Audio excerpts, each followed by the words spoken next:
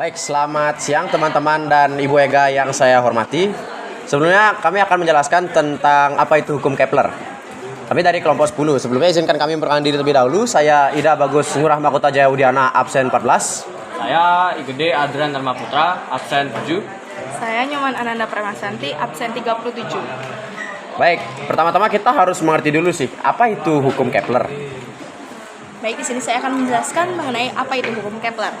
Nah, jadi hukum Kepler adalah hukum yang menjelaskan mengenai pergerakan planet-planet secara sistematis.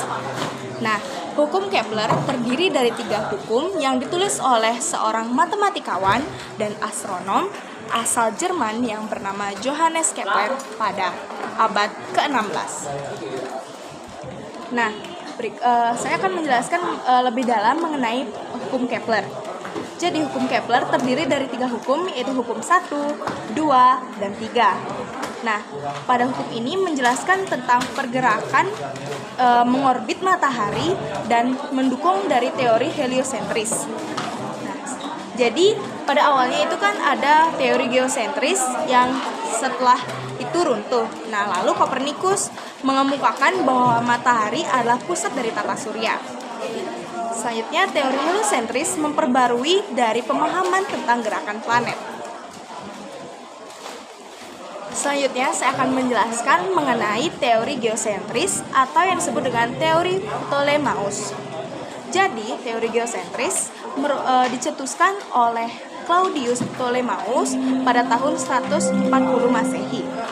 Jadi di teori ini menyatakan bahwa bumi adalah pusat alam semesta dengan matahari, bintang, dan planet lain mengitarinya berdasarkan pengamatan gerak benda relatif terhadap bumi.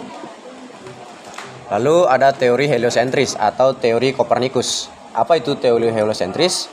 Jadi teori heliosentris ini menyatakan bahwa matahari sebagai pusat tata surya, menggantikan teori geosentris yang menyebut bumi sebagai pusat alam semesta. Teori heliosentris ini jadi salah satu penemuan penting yang menyatakan yang mengubah pandangan manusia dan masyarakat tentang alam semesta. Lalu hukum Kepler. Hukum Kepler itu terbagi menjadi 3. Hukum Kepler 1, 2, dan 3.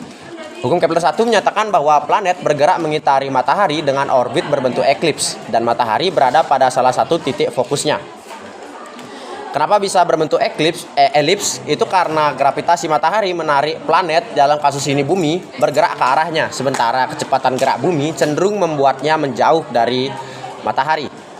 Jadi kombinasi gaya ini menciptakan orbit yang berbentuk elips atau menyerupai oval, dengan matahari berada pada salah satu titik fokus elips, bukan di pusatnya. Lalu pada lintasan yang berbentuk elips itu ada 2 titik namanya, titik perihelium dan titik aphelium. Titik aphelium itu adalah suatu titik yang dimana ketika planet pada titik aphelium itu planet itu berada paling jauh dari matahari. Sedangkan titik perihelium itu adalah ketika planet berada pada titik terdekat dari matahari. Nah, jadi saya di sini akan menjelaskan hukum yang kedua. Yang hukum yang kedua itu menjelaskan tentang luas daerah. Yang luas daerah yang dibuat oleh sapuan jari-jari planet selalu tetap dalam selang waktu yang sama. Jadi ya sama lah intinya tuh, selang waktu sama jari-jari planetnya. Lalu lanjut ke hukum Kepler yang ketiga. Hukum ketiga Kepler, kuadrat waktu edar planet atau periode berbanding lurus dengan pangkat 3 jarak planet itu dari matahari. Nah, dengan rumus T1 kuadrat per R1 kubik sama dengan T2 kuadrat per R2 kubik, atau T1 kuadrat per T2 kuadrat sama dengan R1 kubik per R2 kubik. Nah, jadi itulah rumus hukum Kepler yang ketiga. Baik, sekian presentasi dari kami kelompok 10. Kami mohon maaf jika ada kesalahan kata. Jadi pada intinya hukum Kepler itu adalah hukum yang membahas tentang orbit suatu planet pada pusatnya gitu. Hukum Kepler itu suatu planet itu punya lintasan itu tidak bentuk bulat sempurna. Jarang ada bulat sempurna. Ya, itu pada itu lebih sering berbentuknya itu elips gitu ya, teman-teman. Jadi di hukum Kepler itu terdapat 3 Terdapat 3 bagian yaitu hukum Kepler 1, 2, dan 3. Jadi sebelum ada hukum Kepler terdapat teori geosentris dan Heliosentris. ya. Geosentris itu menyatakan bahwa bumi sebagai pusat alam semesta, sedangkan heliosentris matahari sebagai pusat tata surya gitu. Ya. Itu kesimpulan yang bisa kami sampaikan tadi. Kami tutup dengan Parama Santi. Om Santi Santi Santi Om. Terima kasih. Terima kasih.